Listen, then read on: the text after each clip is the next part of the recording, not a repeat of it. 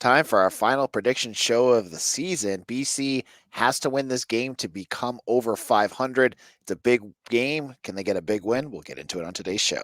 You are Locked On Boston College, your daily podcast on the Boston College Eagles, part of the Locked On Podcast Network, your team every day.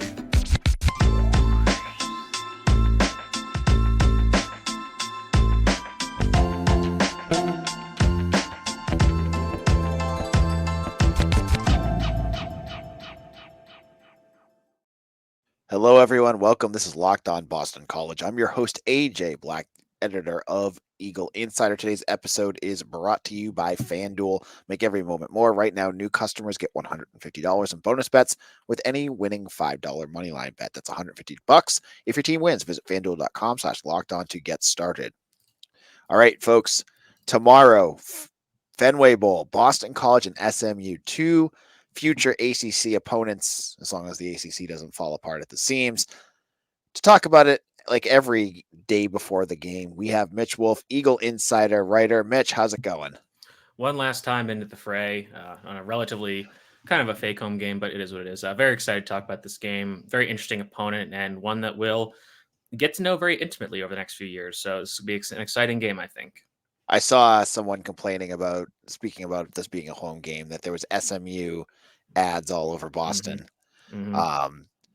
I have to say, as someone who lives up here, there are BC ads as well. I haven't seen them for this, but I know for like season tickets, they have the electronic ads and stuff all over the place.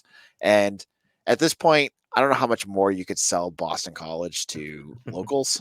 I think they've tried their best, and I don't know if there's any way you can do that while SMU's a fresh face. So that's just for here and not there. So BC, what's the line on this right now? I thought it was 9.5 last I checked. I should have pulled it up. I'm sorry. I think the last I saw, you said 9.5. Yeah, that seems like the last I saw. I mean, at one point it was like 14.5. It is SMU -10 on ESPN. I know that's not our sponsor, unfortunately, but it's around there. I think we can safely say that FanDuel will have something. I think we can safely assume any sports book is right around there. Yep. Over unders 49.5. So yeah. All right. So BC is a big underdog in this game. Mm-hmm. We talked with Jordan Hoffeditz of Pony Stampede at 247 on yesterday's episode, and it sounds like SMU is a complete team and has a lot of strengths that really poorly align with what BC does, with what BC struggles with. That's going to be a tough matchup for BC. So looking at this game, what do you think BC has to do to win? I think BC needs to kind of employ the script, at least on offense, employ the script they've tried to employ the entire season. That's run the ball, control the clock, keep your defense off the field, and keep their offense off the field. Because we talked to Jordan and explained, SMU has an extremely explosive offense. To even though they are missing their quarterback, I don't think there's a hugely significant drop off, especially now that they've had a few weeks to prepare to better adjust the offense to Kevin Jennings' skill set. When I was doing some research on this game, their previous quarterback, Preston Stone, was basically right behind Michael Penix or ahead of him for the most throws of 25 or 20 or more yards downfield. So this is an offense that really does, really wants to find those explosive plays. But so you want to keep that offense off the field. For BC on offense, luckily it seems like, in the interest of full disclosure, we're recording a little early just so we can enjoy the holidays. As of right now, we expect Christian Mahogany and Kyle Herger to play. They're both graduate students who could opt out of this game to prepare for the NFL draft, prevent the possibility of injury, and I would totally respect them if they didn't. If they did that, they're not. That's awesome. So BC will have their full offensive line ready to go for this game. I would say that in terms of the starters, the transfer portal has not affected BC's offense particularly in a particularly significant manner. The depth, the running back position has evaporated, so that'll be interesting. You still do have Kai Robichaux and Alex Broom. Might see Owen McGowan a little bit too. Maybe Datrell Jones, who was redshirted this year. So you are a little concerned there. But if BC can consistently run the ball, extend drives, control the clock, and basically just keep SMU off the field, then that's one way they can win this game. And I think that's kind of the necessary condition they need to win this game, because if they don't really do that, then I really don't see a realistic path otherwise for them to win this game. Given how depleted the secondary is on defense due to suspensions, injuries, transfer portal, what have you, against an offense like Jordan described that has a lot of weapons. There isn't necessarily one primary guy you need to take away that they can just throw it to any of them, and they're all big play threats. So that's really troubling for the defense. In terms of the external factors of the game, I think playing in a kind of a wonky baseball stadium might help BC. I think the teams playing on the same sideline is always interesting. And unfortunately, the weather doesn't seem like it's going to be super cold or super wet, because that would, I think, help BC as well. So they don't have as many external factors in their favor as I would hope for this game. Right. Yeah, I look at this. My biggest deficiency that BC has is what you mentioned, the secondary. I look at that right now, and I have that like circled. Like, that is my biggest concern going into this game. I think BC's offense could be able to grind out, especially if Castellanos needed that month to get healthier. Mm-hmm. I look at that offense and say, I know SMU has like the 17th ranked rush defense. I do look at though the BC defense and say to myself, I don't see them stopping SMU. Yeah, and to return to point out BC's offense and SMU's defense is, when you look at SMU's results, especially against the run, as we talked about Jordan, a lot of times their offense gets out to this huge lead early in the game. And when the other team faces, a 35-0 deficit as the second quarter starts, they're not going to run the ball anymore. And they're going to throw the ball. And when you get sacked in college, that's negative rushing yards. So, that statistic is a little, and obviously SMU is very good at getting sacks, so credit to them there. But that's kind of going to skew that stat a little. When you look at some of the more advanced numbers, you can kind of see that, okay, SMU was able to feast a little bit against teams that weren't running the ball super well anyways. And the way the game's developed, the run game was abandoned, so they didn't have to defend the run super aggressively. When you look at how they played, now I'm not comparing BC to Oklahoma in terms of talent level, but when you look at how SMU played against Oklahoma and TCU, Power 5 teams, they were much worse at defending the run. They allowed, I think, 192 yards and 189 yards to Oklahoma and TCU respectively, and they had their, I think, second and fourth worst defensive rushing success rates against them. So those teams with bigger, more experienced offensive lines were able to run the ball a little bit against them. And not to mention, both those teams have pretty mobile quarterbacks. And frankly, I would say that Thomas Castellanos is a more dangerous rushing threat unto himself than Dylan Gabriel or Chandler Morris. So that's something that can help in BC's favor. But again, I totally agree with you about the other side of the ball. BC just does not have the horse, in my opinion, does not have the horses, pun intended, to hang with the Mustangs. Even on the defensive line, where BC, I think, still, they haven't gotten sacks, but I do like the talent on the defensive line. SMU's offensive line is very good. So, this is kind of this problem we've seen all year. BC's not going to be able to get pressure. I don't think they're going to struggle to get pressure on the opposing quarterback, who is a mobile threat and can extend plays by himself. And a depleted secondary is going to have a lot of problems to kind of keep this explosive offense limited. All right, in a moment, Mitch and I are going to give our predictions for the Fenway Bowl, and then later we're going to talk about a new transfer you're going to want to know all about. When you're hiring for your small business, you want to have as many top-tier candidates as possible to interview. That's why you have to check out LinkedIn Jobs. LinkedIn Jobs has the tools to help you find the right professionals for your team faster and for free. You're looking for new management for your company. You need a lower level manager, and you're looking for specific talents and expertise. You can use LinkedIn because it's not just another job board. LinkedIn has a vast network of more than 1 billion professionals, which make it the best place to hire. Hiring is easy when you have that many quality candidates, so easy that, in fact, 86% of small businesses get a qualified candidate within 24 hours. LinkedIn knows that small businesses are wearing so many hats and might not have the time or resources to hire. Thankfully, with LinkedIn, the process is intuitive, quick, and easy. They even just launched a feature that helps you write job descriptions, making the process even easier and quicker. Post your job for free at linkedin.com/lockedoncollege. That's linkedin.com/lockedoncollege to post your job for free. Terms and conditions apply. This is Locked On BC. I'm your host, AJ Black. Now, I want to tell you guys again, it's Christmas time. Maybe you got a nice gift from your grandmother, a nice check, and you're looking, how do I want to spend it? If you enjoy Boston College news and analysis, come on over to Eagle Insider. Get yourself a VIP subscription. It's 60% off until January 2nd. That is less than $4 a month. It's like $3.30 a month for excellent BC coverage. I give you all the scoops and details. Mitch has analysis. We have Beacon Street Ball for basketball and BC Hockey Blogger, and an awesome. We have an awesome community who's been under attack a little bit lately with South Carolina and FSU fans being kind of obnoxious. But come on over and check it out what they're saying, because it's been pretty interesting. Come on over, sign up. The sign up details are in the description of the show notes. So we're talking Fenway Bowl, December 28th. This is BC's return to Fenway Park. The last time BC played at Fenway Park was the UConn game. 17, I believe. Yeah. Yep. And they played Notre Dame there. But both Mitch and I have already talked about how much we hate football and baseball stadiums. But we're going to do it again. So let's give our predictions for this game. We're going to say the spreads. We'll go with 10.5 for this. Mitch, what are you thinking for this one? Again, I see a path for BC to be competitive in this game, but I'm not really sure I see a realistic path for them to win the game. And again, it comes back to the extreme mismatch of SMU's offense versus BC's defense. I think if BC could get lucky with a special teams turnover or an early turnover that they can score and capitalize on, maybe you can kind of surprise SMU, get them off their game.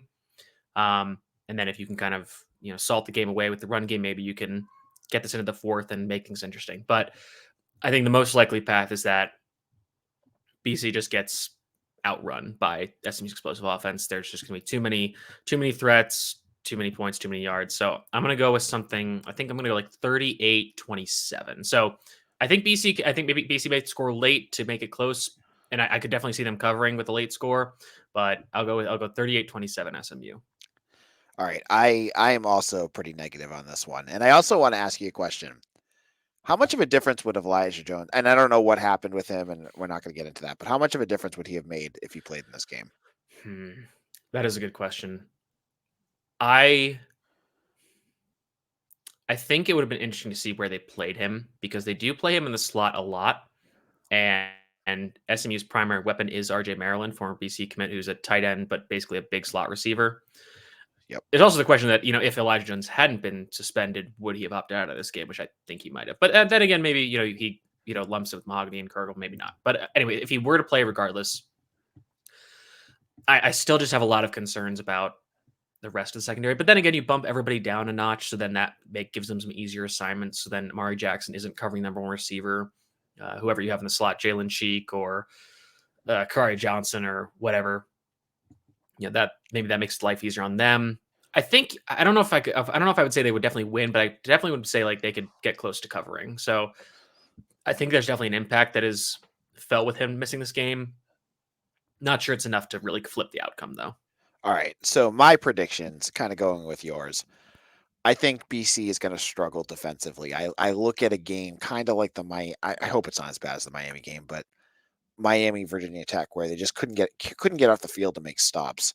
I see a lot of that happening here, where there's going to be explosives. There's going to be those moments where you go on Twitter and you see BC fans going, "What the heck is going on? That was a bad angle," all that kind of stuff. I think we're going to see a lot of that. BC has struggled with turnovers. They've struggled with sacks. Obviously, that's a big deal. That's been a big problem for this defense, as they're just letting people score. And it's come, when they played higher octane offenses, it's just been a big problem. And I consider SMU to be one of the high octane offenses they face. So I'm a little bit more pessimistic than Mitch on this one. Mitch has them scoring 27 points. I got them scoring like 17. So I'm going to go with SMU like 38-17. And that's going to be disappointing, because you're going into the offseason at 6-7, more teeth gnashing, and the hope being that this transfer portal class that they're bringing in is going to be enough to help fix it, because it's do or die going into 2024. And right now BC has had some real success, and we're going to talk about that in just a moment. But what do they need on that transfer portal class? We'll look at one player that they brought in. Does he really fit a need? And we'll get into all of that in just a moment. Now, your ride or die is your life. Passion, drive, and patience, what brings home the winning trophy, is also what keeps your ride or die alive. eBay Motors has everything you need to maintain your vehicle and level it up to peak performance, from superchargers, roof racks, exhaust kits, LED headlights, and more. Whether you're into speed, power, or style, eBay Motors has got you covered. And with over 122 million parts for your number one ride or die, you'll always find exactly what you're looking for. And with eBay's Guaranteed Fit, your part is guaranteed to fit your ride every time or your money back. Because with eBay Motors, you're burning rubber, not cash. With all the parts you need at the prices you want, it's easy to turn your car into the MVP and bring home that win. Keep your ride or die alive at ebaymotors.com. Eligible items only. Exclusions apply. eBay Guaranteed Fit only available to U.S. customers. Locked on BC, AJ Black. And we are talking about the transfer portal. We kind of wrapped up our conversation about the Fenway Bowl. Both Mitch and I are kind of we're feeling pretty negative, and I think a lot of folks are too. And AJ's scared to pick more bowl games against me. Yeah, I already got smoked and all that, so I'm gonna stay away. Hey, listen, this could have been your time to come back because of how random bowl games can be, but fair enough. And again, we're recording this before Christmas. USF beating Syracuse 45-0. I know that they have a new coaching staff, and it feel you know what? Honestly, it feels like the Cincinnati game against BC. Oh yeah, very similar. I definitely agree with that. Where things are just going to change, and it kind of doesn't really matter to them. But that was quite the bowl. Now, we're talking about the transfer portal. BC has now had, I think they're up to 7 transfers at the time of recording. And the newest that they landed was on Friday with Vanderbilt wide receiver Jayden McGowan, a 5'8" wide receiver who was originally committed to transfer to South Carolina. He committed about a week ago, but he took an official visit to BC over the last week where things were open, and came to announce his commitment to Boston College, much to the chagrin of South Carolina fans who are being awful human beings to him on social media. Don't look at his commitment post. And he is the second wide receiver of this class, joining what was his name? Jerron Bradley of Texas Tech, who's very different. He's about 7 inches taller than him. But this brings in another wide receiver, and when I watch what he can do and what his skill set are, it to me it seems like it fills a need. I know you have maybe some other thoughts, but I don't want to call him Ryan O'Keefe, but I think he feel like he does a lot of that, and that was something that was missing in this offense at the end of the year. Yeah, I would definitely agree with that. Obviously in terms of size and build, similar to that Ryan O'Keefe and even Zay Flowers build. And, in his commitment post, he's wearing number 4, which is, O'Keefe talked to Zay Flowers about wearing that number. Seems like it's going to be passed down, which is a cool tradition that BC is going to have, at least for the time being. I'm very interested with this transfer because I'll first start off by saying this. It was weird that they were going after another wide receiver, given that they did get Bradley, and they still have guys like Lewis Bond, Joseph Griffin, Dino Tomlin's coming back, Jaden Skeet, played a role down the stretch, and they have some even young guys like Nate Johnson, who is very similar to McGowan, and then Reed Harris, who's more like Bradley, honestly. So you have all these guys coming in. You brought another tight end transfer. You brought another running back transfer. So you have a lot of offensive playmakers, both on the roster as it was structured and bringing them in through the portal. So getting another wide receiver was a bit surprising to me and a little concerning, given that I feel like a lot of the team's needs are more on the defensive side of the ball. But adding that speedy threat that can create explosives on design touches. And so when I say that, I mean screens, jet sweeps, rocket passes, end arounds, those kind of things where it doesn't have to be on the quarterback to make the big play. You can get the ball into somebody else's hands who can make that big play with his speed and, give the quarterback a playoff essentially. And that's a good thing to add. Additionally, McGowan's an excellent kick returner, which is something that BC has really not had in a long time. And I think Travis Levy broke a few here and there during his time. Yep. I think maybe going back to Miles Willis, he had a play here and there, but that's something where BC has really not had an impactful player. And if you look at, I don't have the exact stat in front of me, but whenever I was looking at stats for BC, a lot of their average starting field position was very low in FBS rankings. So where they're starting drives was very, very near, like around the 25 or even further back. And that's important because just think about it. If you start at even the 30 versus the 25, that's 5 yards you don't have to get on offense. And that can be, the difference between a field goal and a touchdown. So having that guy that can honestly just put the points on the board by himself as a kick returner, but then also just have you start your drives at, beyond the 25 instead of inside the 20, that's a huge difference for this team as a whole. So with McGowan, I am a little concerned about looking at his production. A lot of it came against non-SEC opponents, and obviously BC's not going to be playing SEC opponents for the majority of their schedules, so not as big a deal. But you want to see him be a little more consistent. I'm kind of hoping that in BC's offense, where he doesn't kind of like with Castellanos, he doesn't have to be the guy, which is kind of not that he was that at Vanderbilt, but he's not going to be at the top of the pecking order. Obviously, the running game is going to be the primary thing. I think I really like Jerron Bradley. I'm very excited about his potential for this team. And then you still have guys like Lewis Bond who can be a good player, the tight ends, the running backs, as we discussed. So he can be this speed threat that really just does add another dimension to your game that, like you said, really was missing from this offense, and I think contributed significantly to their struggles down the stretch after Ryan O'Keefe got hurt. So right now, you look at the transfer portal class. You're at 7. You had 12 guys go out in the transfer portal. That gives you about 5 more spots. I have my inklings. There's going to be a few more names that are going to enter after the bowl game. I think there might be a few guys that want to play that game and then enter the portal. So I'm thinking you might have like 15. I still think BC, when you're looking at what they need to do in the portal, I know you're thinking a little differently, but I still think they're going to probably try to go for an interior offensive lineman, and I think they're going to still hammer that secondary. I think you're looking at a safety at least, and hint. I'll give you a little hint. My wire GIF that I put out on Friday might be connected to that, and I still think. I don't know. Do you think they might even go for another cornerback, or do you think they're going to have? I think they're always going to be looking. I think they're pretty set in terms of just bodies, but I think the thing that the coaching staff is looking for is to add bodies so that there can be a lot more competition. Yep. On the roster that ostensibly makes players better, and that's a lot at the cornerback position. Definitely going to happen at the safety position. I would still like to get another safety. I would like to get another linebacker, but that just doesn't seem to be in the cards this year for whatever reason.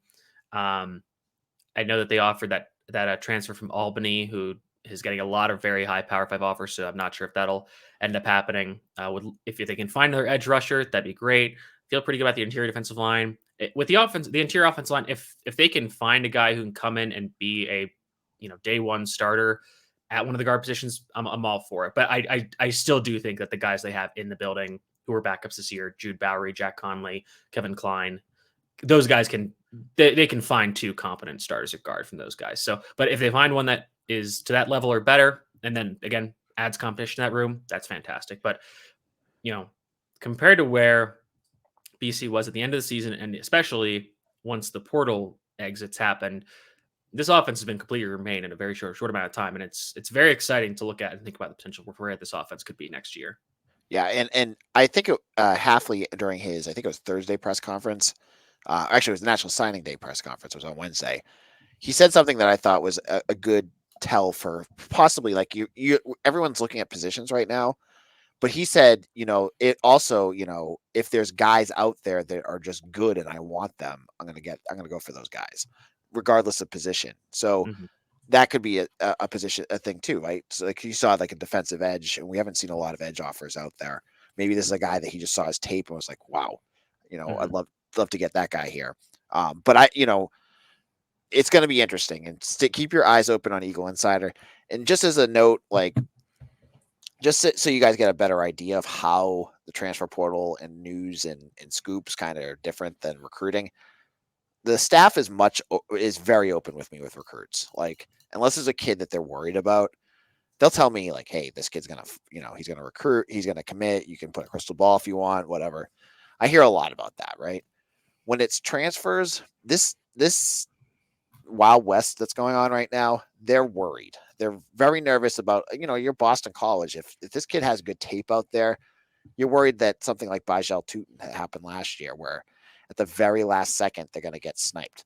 So they have to go until, I think it's January 15th. That's the first day of second semester classes when the kids sign on and do that. That's when kids are officially Boston College students. Up until then, all these commitments can change. So they're not signed. There's which we saw with Jayden McGowan. Right.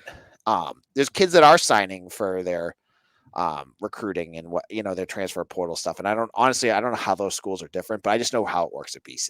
You're gonna have to wait. So the staff is very secretive of what's going on. I had to literally, I had to do a lot of digging to figure this stuff out, and they won't tell me things. So There's a lot of secrets out there, but when I know about it and I can tell you things, I will let you know. So check out Eagle Insider for stuff like that. So, Mitch, where can people find your work?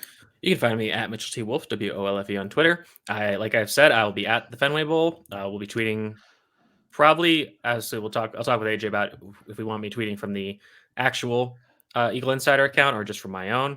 Other than that, just again keep your eyes on Eagle Insider. And there's no better place in the Boston college media space that gives you insider information, original, insightful analysis without stealing it from other people. So that's why you should go to Eagle Insider over any other website that covers BC sports. Exactly.